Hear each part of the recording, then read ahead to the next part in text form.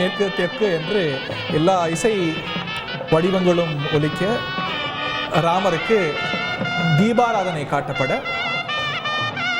புஷ்பங்கள் படைக்கப்படக்கூடிய காட்சிகளை பார்க்கின்றோம்.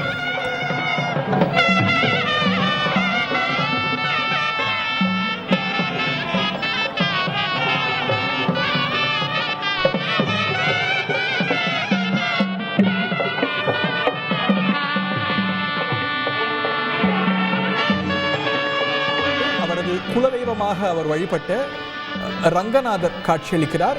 சயனம் கொண்ட கோலத்தில் கருவறைக்கு மேலே இருக்கக்கூடிய சிற்பமாக